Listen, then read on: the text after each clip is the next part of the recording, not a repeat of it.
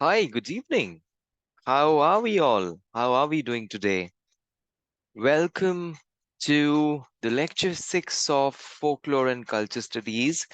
My name is Abhilash. I'm a student of Folklore and Culture Studies, and I'm recording this session on a Friday. Hope you have made your plans for the weekend. Hope all of you have a great weekend. Without much ado, let's get started with the lecture 6. And as usual, what I say is, why should you be listening to these lectures or this session or this podcast is because I go through these sessions myself and I simplify the concept for you all. So if you're a student, um, these following these lectures in a sequential manner will help you. All right. So that's the reason why you should be listening or listening to these podcasts or watching these videos. A couple of things before we proceed. Number one is, guys, if you do have any feedback or suggestions, please ensure you post in the group. A group in the sense, post in the comment box. When I ensure that I respond to each and every comment that people post. So someone called Mr. Jayant, they posted. I responded to him. Someone called Miss Jaya Chauhan had a question in relation to the questions. That was answered as well. So I ensure that I respond to all comments. So please ensure that if you have any questions or if you have any feedback, important guys, right? If you like it, one of the ways to validate is to obviously hit the like button, right? You might want to consider subscribing to this channel as well. That way we grow as a community, right?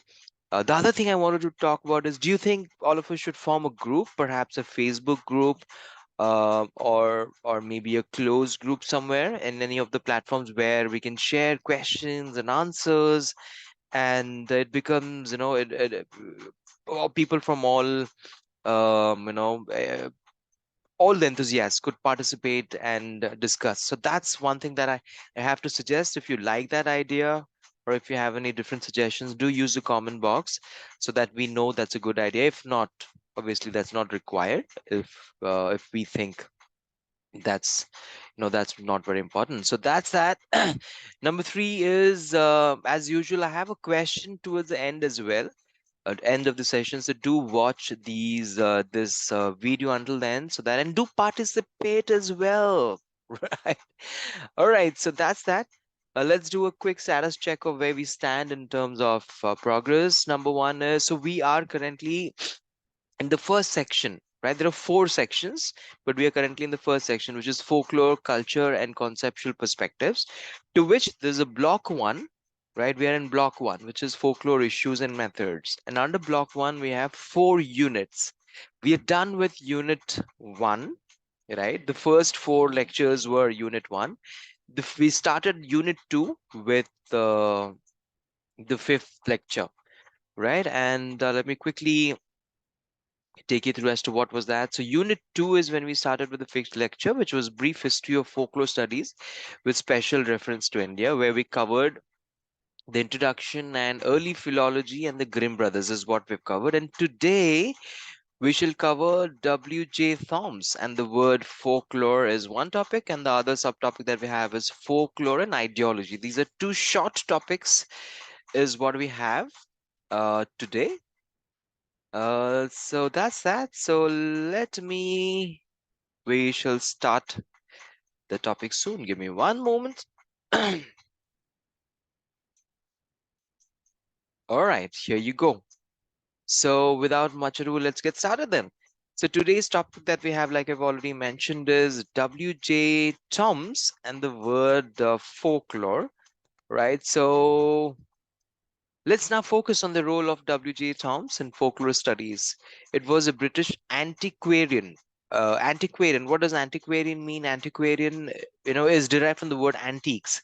So someone who's, associated with the collection of antiques, items, or antique books is known as an antiquarian. So who was Thoms? W. J. Thoms was a British antiquarian. William J. Thoms. So WJ stands for William John Thoms, who coined the term folklore in 1846. What does coined mean? Coined is someone who gives a name, is the originator, right? So who coined the coined the word folklore in 1846. Prior to that, materials of folklore in English were referred randomly as popular antiquities or popular literature. So before the term folklore existed or before it was coined, the same thing was known as or was randomly, I mean, there was no structured definition or name. It was randomly called as popular antiquities or popular literature before W.J. Thoms coined the term. So that's in England. What's happening in Germany? In Germany, such resources were called as Volkskunde, right? If you remember in lecture 1, we have come across this term, right? If you haven't watched these lectures from the beginning, seriously recommend you follow it, watch it from lecture 1 onwards so that you don't miss out the flow. By the way, that reminds me of a different thing which is not related to the topic. I'm not sure if I've already mentioned the car that we have, right? The popular car, VOLKS, VO, uh, you know, Volkswagen, WAGON. What is the pronunciation? Do we call it Volkswagen or do we call it Volkswagen? I come across a lot of people who call it Volkswagen, but the right pronunciation for that is, although it is written as a V, the pronunciation, it has a f sound. So, it's pronounced as Volkswagen. Um, Right. So I just thought it's not related to our topic, but I'm also an English trainer. I'm also a language trainer, and I thought I'll just quickly add these things. you know, Yes, so Volkskunde. So that's about Germany. So W.J. Thoms, under the pseudonym of Ambrose Merton. What is pseudonym? Pseudonym is, pseudo means false, right? Pseudo and name is name. So under the pseudonym, right? For example, in Urdu, it's called as Takia Kalam, I believe. Right? For example, most of the popular, or in olden days, it used to happen that most of the popular writers would have a different name. For example, I mean, in today's day and age as well. For example, Gulzar Saab, right? Gulzar, the term Gulzar is a pseudonym, or Takia Kalam to his actual name, which is Sampuran Singh, right? And to Ghalib as well. If I am not sure if people follow Ghalib, but Ghalib is a popular poet. So his name was Asadullah Khan, but his pseudonym was Ghalib. So pseudonym is a popular name, or what they, or what is the name with which the people are popular for. So that's pseudonym. Yes. So what was the pseudonym of W.J. Thom? That was Ambrose Merton, who wrote a letter to a journal titled The Athenaeum, proposing that the singular word of folklore should be used in English to not donate, to denote the manners, customs, observances, superstitions, ballads, proverbs, and other materials of older time. So what Mr. Thoms proposed was, instead of having different names to manners, customs, superstitions, and blah blah blah, why don't we have one single name to it? And which he proposed as and other materials he proposed as folklore.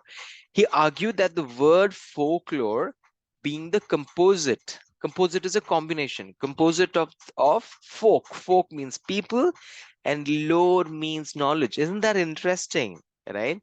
So being the composite of the word folk, people, and lore is knowledge, and would be a good Anglo-Saxon compound. Now, what's an Anglo-Saxon compound? Anglo-Saxon is Old English literature. That's known as Anglo-Saxon compound. Instead of all other somewhat cumbersome terms. So instead of using random names, or instead of using cumbersome is difficult, right? Difficult, complicated, that's what it means. So instead of using a difficult, complicated, random names, why don't we have a structured name? And the word was proposed by, or the by W.J. Thoms, which is who is William John Thoms, and in fact he coined that term as well. So that's that. And his letter was published in August 1846, and his proposal was soon accepted widely. So his proposal, his letter that he wrote to, whom did he write to? I think some of the authorities he wrote the letter to, but it was accepted. and not accepted. The proposal was accepted, and there are a number of significant aspects to be noted regarding Tom's introducing of the word folklore. Firstly, he associated the notion of folklore with national sentiment, which was the primary motivation behind his approach to the issue.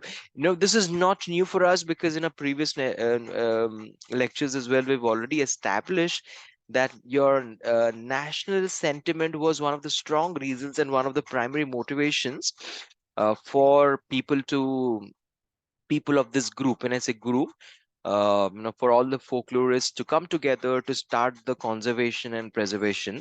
And one of the strong reasons for that was the nationalistic sentiment behind. So that was also the case with W. J. Thoms. And so, firstly, he was associated with the notion of folklore. He associated the notion of folklore with. So he added this notion for the with the sentiment, with the nationalist sentiment, is one reason. And it says it was a past oriented view. It was a past oriented view where Thom saw folklore as to mean the cultural relics of the bygone times, right? So the past oriented view, in the sense, I think I think lecture 5 or lecture 4, we decided that, how in different countries people considered folklore differently. For example, in South America it was different, and different countries, in America, they considered folklore as relics of the past, right? So similarly, that was a view of common people. But after introducing the word folklore, W.J. Thoms made the novel contribution. Novel is new. Made the new contribution of fixing the label for the resources and the study, which led to the establishment of an international discipline such as folklore studies, or folkloristics. So what does it mean? Let me simplify this. What it means is, right, before the term folklore, we had the materials and things related to artifacts related to folklore, right? Could be customs, could be ballads, could be proverbs, right? But and it was considered a thing of the past, right? It was considered to be old. But after this term was coined by W.J. Thoms, what happened was, it was no more a cultural lyrics of the past, relics of the past, which means it started to regain its importance, and it also led to the establishment of an international discipline, right? So folklore in today's day and time is studied internationally, and right, and not just from India, from different parts of the countries it is studied as well. And that is after the coining of the term, and after W.J. Thoms' contribution, it became an international discipline, right? So if you notice in lecture 5, we discussed that, folklore was only a part of the mixture of other subjects. For example, it was a mixture of history, anthropology, etc. But it became an independent subject, and it became an independent discipline after W.J. Thoms' contribution, right? I hope I made this simple for you all. All right. So, however, it is to be noted that the tasks and collection and study of folklore had begun much before Thoms coined the word. Yeah, we've already established that. Although he coined only the term, right? The other task, of collection and study of folklore, it was already there. It was random, and it wasn't structured. uh, what Thoms did was, he coined one name, and everything came under that umbrella. But the whole thing did not start from him. His contribution was only to give a name to it. Right? Otherwise, the task collections and study of folklore was, there much before he coined the term. I hope that excuse me, that becomes easy. So that was the first part of the topic, and the second part is folklore and ideology. Let me know, guys, if I'm going too fast, or if my voice okay. Is my voice quality okay? Is the volume okay? Do suggest in the comment box below, and do consider subscribing. Right? So how would I know if you like these lectures? One of the ways to verify that is by subscription. So please ensure you subscribe to this channel, so that together we can grow as a community, we can help each other. All right. So with that, also watch this lecture until the end and participate in the quiz for the day as well. We have one question towards the end of the session. So that's that. Folklore and ideology is one of the other topics for the day. What is the relation between folklore and ideology? We will see that political ideological motivation has been intricately connected with the beginning and growth of folklore studies in different parts of the world, right? I think by now we've spoken about this for I don't know, n number of times, that how there was a political ideological motivation behind the growth, or the behind the beginning and growth of folklore. We already know about it, right? The driving force behind the works of Grimm brothers in Germany was a romantic nationalist spirit. In lecture 5, we've already studied, right? One of the reasons for the Grimm brothers um, to work behind the contributions, or to collect the philology, is what we studied, right? In lecture 5. If you haven't watched that, please do watch that. Of the Grimm brothers was a romantic nationalistic spirit. um, Grimm brothers in Germany was a nationalistic spirit that initiated in German intellectual circles by Herder. So in the German intellectual circles, it was started by Herder. Herder is not a new name for us. We already know who Herder is as well, apart from Grimm brothers. So the items of folklore understood understood as the remnants of the past generation were always charged with a kind of collective pride and national glory. So you understand, right? It was associated with a collective pride, right? Which was folk in itself. Folk is again a commonality, or something in common, or something which is collective. So it was associated to a collective pride and a national glory as well. And why do you think this would have been done?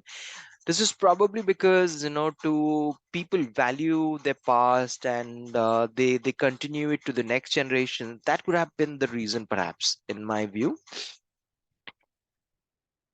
Besides that, as folklore was initially understood as the lore of the unsophisticated peasant societies, they appeared to be purer aspects of humanity and closer to the nature for many urban elite intellectual, right? This is also something we've, from previous, if you've been following these lectures, we've already established that. So folklore was initially understood as the lore of the past, lore in the sense knowledge of the unsophisticated peasant societies. People who are unsophisticated, peasants are farmer population societies.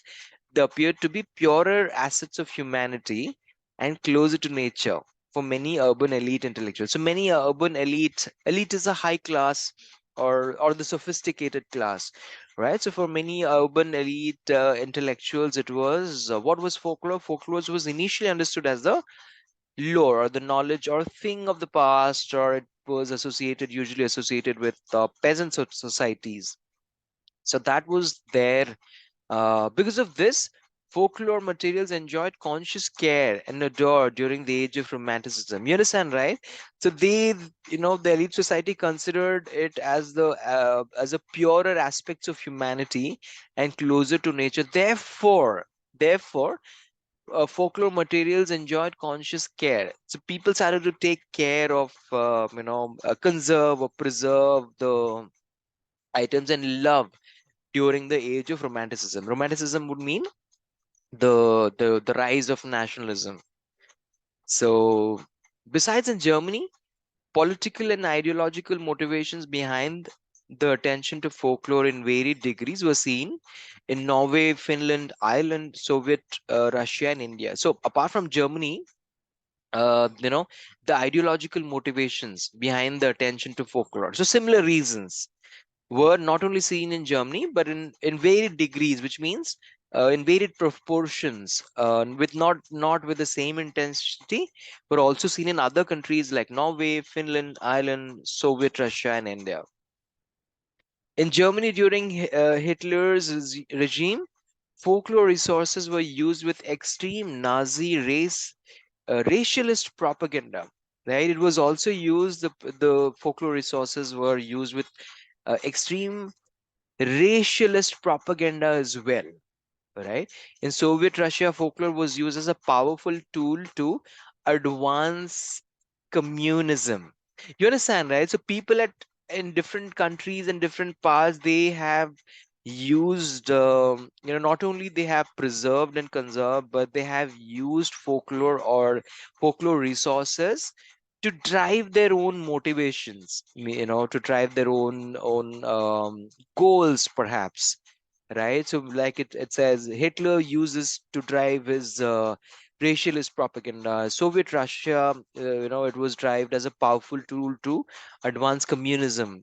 In such highly overt political drives, folklore was not only utilized but also created anew to meet specific socio-political goals of people. This is exactly what, in the previous statement I said.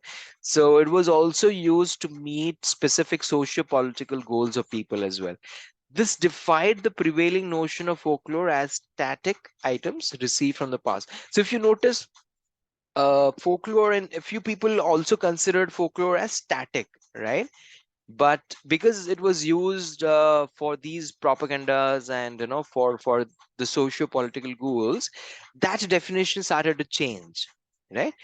So folklore is an echo, this defied received from the past. Folklore is an echo of the past, but at the same time it is also the vigorous voice of the present, which means, right, it was okay. So, before the term was coined and all, the collection of tasks that was already there, and it, although it was considered as things of the past, with the usage of folklore resources, for instance, how it was used in Germany or how it was used in Soviet Russia. Folklore was, stated by a Russian scholar Y.M. Sokolov, right? He says it interestingly. What does he say? He says folklore is an echo of the past, right? But at the same time, it is also the vigorous voice of the present, right? So it was used in the past for multiple reasons. We've already established. So it was not only used as it was an echo of the past, but it is also a vigorous voice of the present, right? It was such a nice way of putting it across. In India, the massive body of folklore materials in many racial and linguistic communities was studied and published in nationalistic spirit by intellectuals and literary scholars of early 20th century. During Indian freedom struggle, folklore symbols were effectively portrayed for the construction of identity. So this is was happening in India. We will talk about, the special reference of India more in detail, perhaps in lecture 8 or 9. We'll go much into details. But let's quickly read this. So in India, the massive body of folklore materials in many racial and linguistic communities was studied and published in the nationalistic spirit, which means the nationalistic spirit was also existed not only in Soviet Russia and Germany. It was also used in India as well. So, that's what we have from today's session. And if in the next session, what we'll cover is we'll cover different academic approaches. There are 8 approaches, so we'll see if we can divide that into 2 or 3 sessions. And then we will talk about growth of folklore and folklore studies in India, where this is in special reference to India. So we'll also cover the nationalistic period as well, the academic period. So on and so forth is what we have. But I hope you're enjoying these sessions, guys. And please do share your feedback. That is important for us, as a community. And if you like, like I've already mentioned, if you like these sessions, one of the ways to validate is by hitting the like button, or by subscribing these. But I must say that the amount of love you guys have shown, that is tremendous, and I really thank each one of you for watching these videos. And more importantly, I hope I'm adding value. That must be the key factor. And so that's all I have then. So take care, stay safe, enjoy your weekend, and I shall see you soon in the next lecture or in the next podcast. Take care. Bye bye.